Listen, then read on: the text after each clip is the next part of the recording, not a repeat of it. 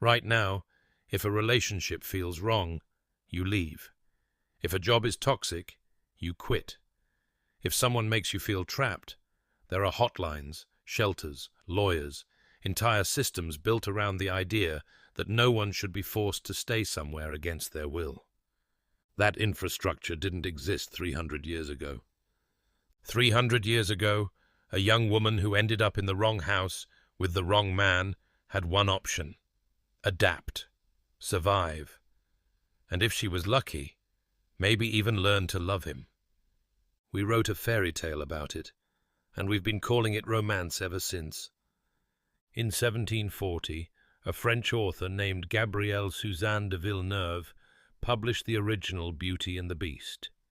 It was a 362-page novel, not a children's book, not a bedtime story. It was written for adult aristocratic women in 18th century France, women who knew exactly what it felt like to have no choice. The plot is simple. A merchant steals a rose from a beast's garden. The beast gives him a choice: die or send one of your daughters in your place. Beauty volunteers, not out of love, out of obligation. She arrives at the castle. The beast tells her she will never leave, but he treats her well.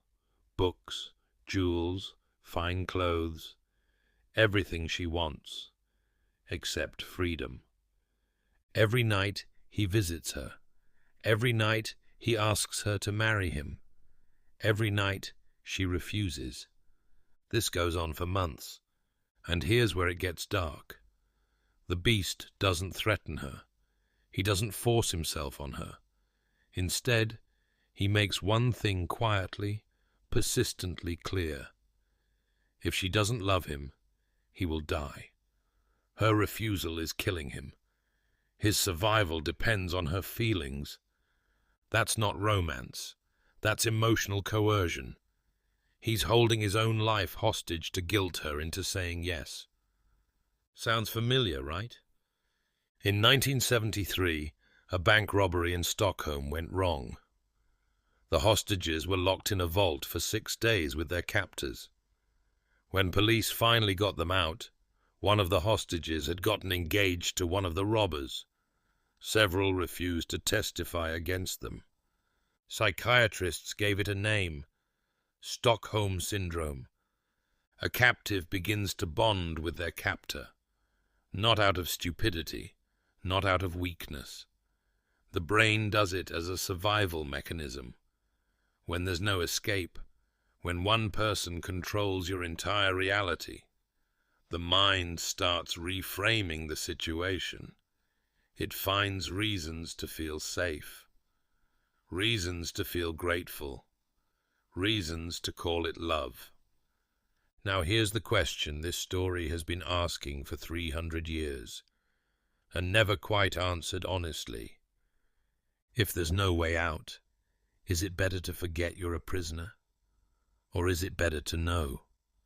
For the women reading Villeneuve's novel in 1740, this wasn't philosophical. It was their life, married off to strangers, to older men, to men with complete legal and financial power over them. No divorce, no shelter, no hotline. The beast isn't a cursed prince waiting for true love. He's every man those women were handed to. And beauty's arc, the fear, the isolation, the slow acceptance, the eventual yes. That wasn't a fairy tale.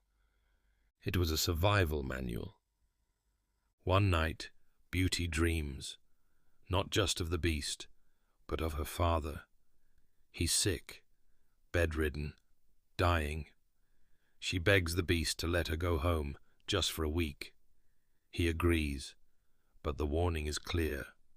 If she doesn't return in time, he will die. She goes home.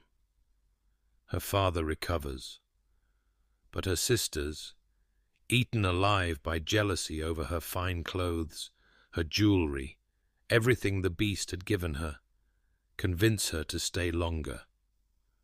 Not because they want her free, because they want her to break her promise. They want the beast to die in fury, and they want Beauty to lose everything along with him. Beauty stays past the week.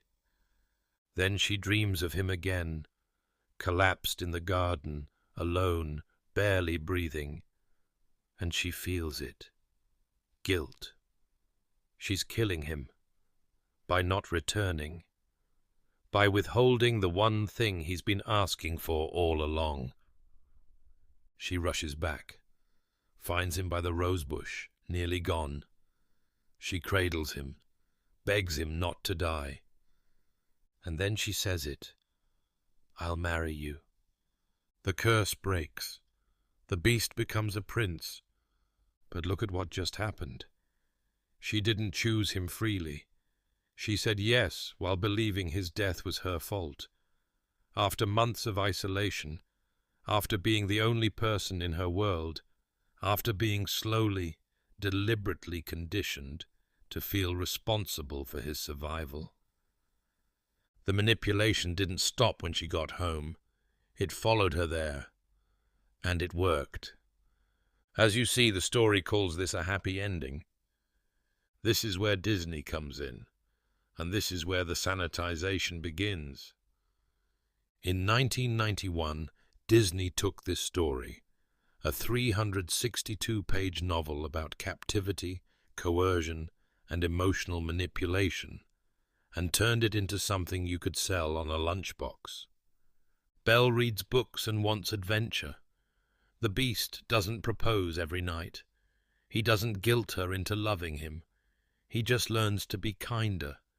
She learns to see past his appearance. Mutual growth, tender glances, a ballroom, a yellow dress. Disney erased the manipulation. Disney erased the coercion. Disney erased the months of psychological wear and replaced it with a misunderstood prince who just needed the right woman to believe in him. They added Gaston as the real villain, loud, aggressive, entitled, a man who wants Belle against her will. He exists as a foil, a contrast, a way to make the beast look reasonable by comparison.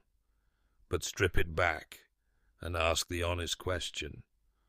What's the actual difference between them? Both want Belle. Neither has her consent at the start. Gaston is just uglier about it. Disney gave us the fairy dust, the enchanted roses, the tale as old as time. But beneath the fairy dust, the original story is still there. A woman was taken, isolated, emotionally worn down until she believed she loved the man who held her captive. And we didn't just call it romance. We showed it to children. We put it on lunchboxes. We made it the gold standard of fairy tale love. We started with this. If there's no way out, is it better to forget you're a prisoner? Villeneuve's readers didn't have the luxury of answering that abstractly. They lived it. And the story's answer was clear. Learn to love him.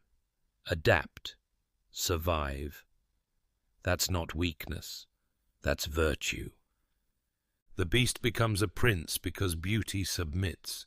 The curse breaks because she stops resisting. The happy ending arrives the moment she accepts her situation. Beauty and the Beast is a 300-year-old story about what the brain does when it has no other option. We dressed it up in magic and music, and we taught it to children as the oldest love story ever told. But strip away the fairy dust, and what's left is this. A woman was taken, isolated, emotionally manipulated until she believed she loved the man who imprisoned her.